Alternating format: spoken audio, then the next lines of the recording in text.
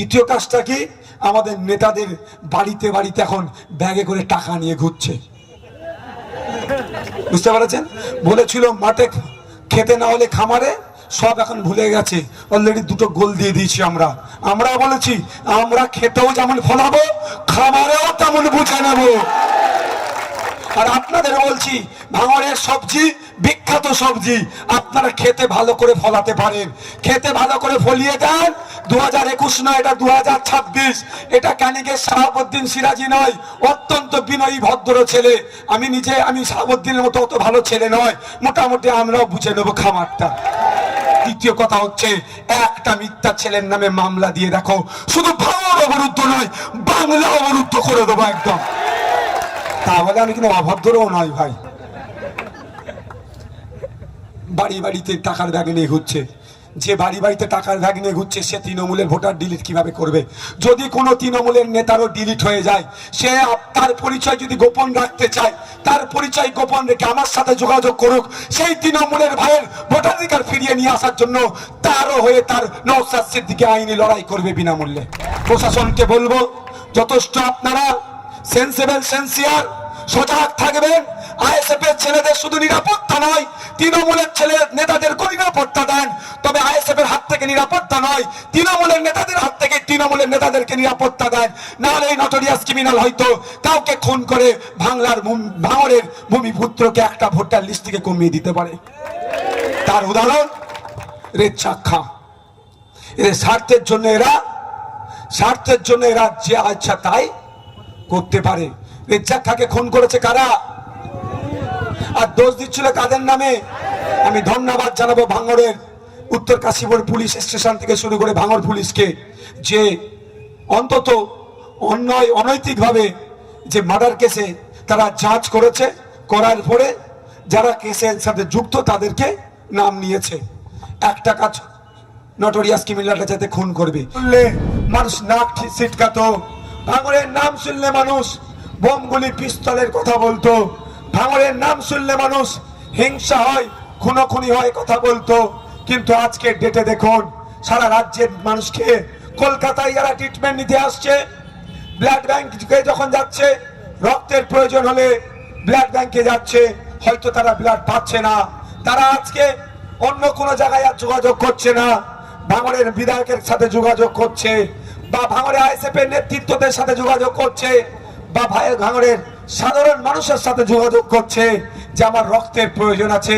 ওরা ভালো করে জানে আর কোন বিধায়ক বা আর কোন নেতাকে ফোন করলে পাবো কি পাবো না তার গ্যারান্টি নাই।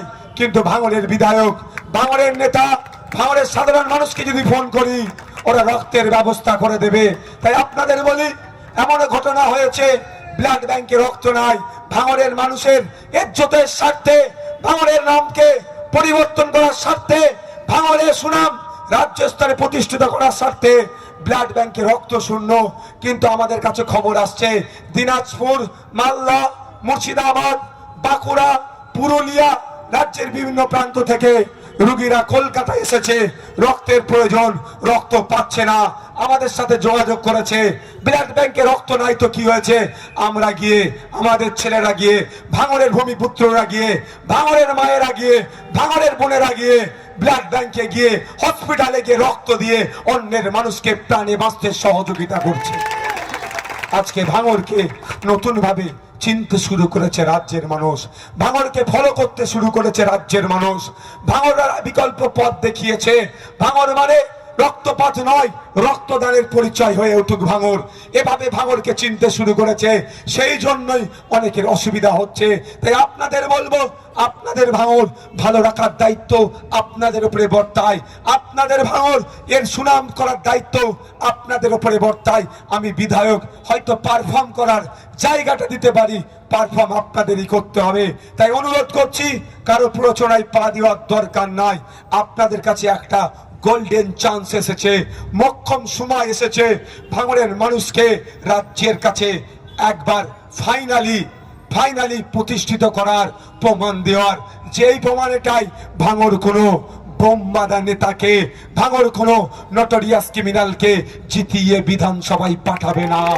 ভাঙড় শিক্ষা নিয়ে যে আন্দোলন করছে, স্বাস্থ্য নিয়ে যে আন্দোলন করছে, আপনার শ্রমিকদের জন্য যে আন্দোলন করছে, কৃষকদের জন্য যে আন্দোলন করছে, মানুষের জন্য যে আন্দোলন করছে, তাকে জিতিয়ে বিধানসভায় পাঠাবে, এ একটা বড় চ্যালেঞ্জ আপনাদের কাছে এসেছে।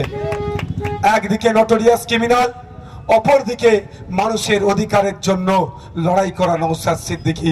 ভাঙড়ের মানুষ কাকে চুজ করবে, এটা কিন্তু একটা বড় পরীক্ষা আপনাদের জন্য।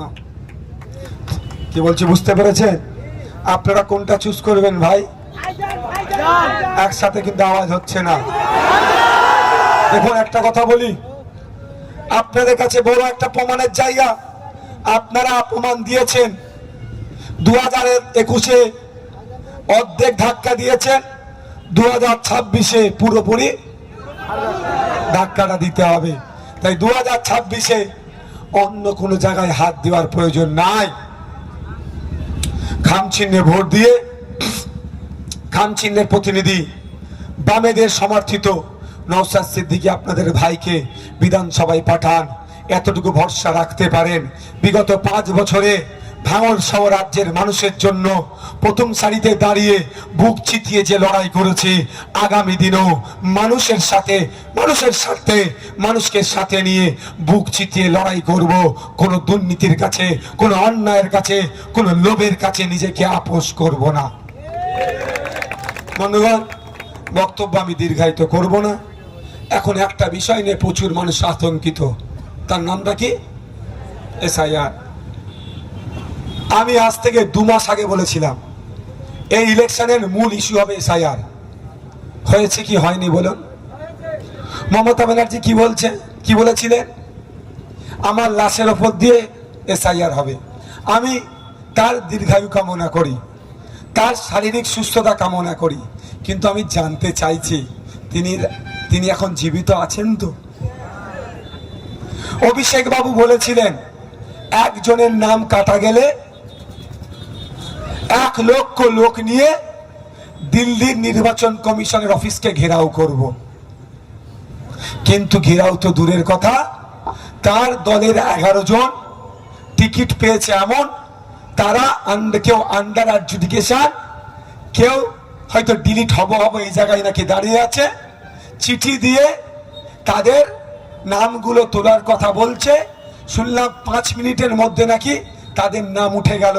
কিন্তু অভিষেক বাবুর পিসিমণিকে যেই ভোটাররা ভোট দিয়ে মুখ্যমন্ত্রী করলো, তাদের কথা একবারের জন্য ভাবলো না। যখন সাপ্লিমেন্টারি লিস্ট পাবলিশ হয়েছিল, তারপরে পরে তৃণমূল কংগ্রেস তার দলের কে প্রার্থী হবে সেই নিয়ে ব্যস্ত ছিল। কিন্তু ভাঙড়ের বিধায়ক যেমন কথা দিয়েছিল, কথা অনুযায়ী তখন কে প্রার্থী হবে সেটা বিবেচনা নয়, কোন জায়গায় লড়াই করতে হবে সেটা বিবেচনা নয়। ভোটার অধিকার বাঁচানোর জন্য কলকাতা হাইকোর্ট থেকে দিল্লি সুপ্রিম কোর্ট পর্যন্ত লড়াই করে ছুটছিল।